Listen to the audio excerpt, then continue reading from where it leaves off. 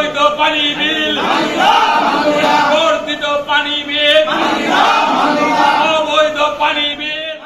আগামী 1 মাসের মধ্যে বর্ধিত পানি বিল বাতিল না করলে বৃহত্তর আন্দোলন কর্মসূচির আলটিমেটাম দিয়েছে পৌর নাগরিক কমিটি।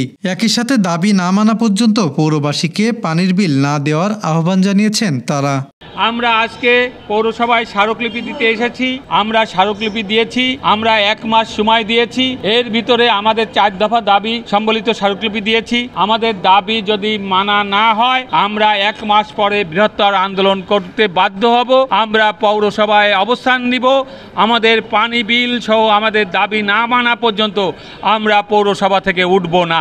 বৃহস্পতিবার সকালে যশোর পৌর নাগরিক কমিটির একটি প্রতিনিধি দল পৌর প্রশাসক রফিকুল ইসলামের কাছে একটি স্মারকলিপি প্রদান করেন। স্মারকলিপিতে বর্ধিত পানির বিল বাতিল সহ পূর্ণ কর নির্ধারণ, পৌরসভার অতীত কাজের তদন্ত করে দুর্নীতিবাজ জনপ্রতিনিধি কর্মচারীদের বিচার করা, সকল ওয়ার্ডের রাস্তা ড্রেন সংস্কার করা এবং পানির সংযোগ ও ঠিক করার দাবি তোলেন তারা। যেহেতু আমরা পানির সেবাটা একেবারেই পৌরসভা থেকে পাই না, সেহেতু আমরা মনে করি যে এই যে বর্ধিত হারের বিলটি এটা আমাদের উপরে মরার উপরে খাড়ার ঘা। পানি অনেকে পাচ্ছে না বিদায় সাবমার্সিবল বসিয়েছে। আজকে যদি সাপ্লাই লাইনের পানিটা যদি পাওয়া যেত তাহলে মানুষ সাবমার্সিবল বসাতো না। আমরা চাচ্ছি এই পানির বিল আমরা দিব না। বর্তমান যে দুর্মূল্যের বাজার, জনগণের না বিশ্বাস, সেই সময়ে তারা পানির বিল অতিরিক্ত 30 টাকা নির্ধারণ করেছে। আমরা এই বিলটা প্রত্যাহারের আবেদন করছি। আজ আমরা এখানে পৌর প্রশাসকের কাছে স্মারকলিপি দিয়েছি যে যতক্ষণ এই বিল না কমবে ততদিন আমরা এই বর্ধিত বিল দেব না। দাবিকৃত বিষয়টি যথাযথ নিয়ম মেনে সুরাহা করা হবে বলে জানিয়েছেন পৌর প্রশাসক।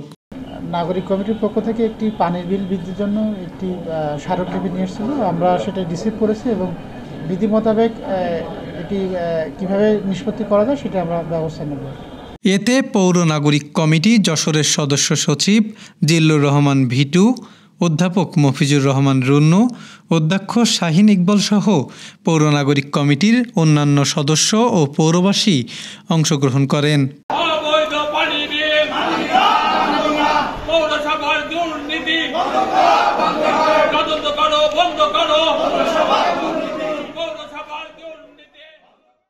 সাজ্জাদুল কবির মিটনের তথ্য ও ভিডিও চিত্রে ডেস্ক রিপোর্ট, গ্রামের কাগজ।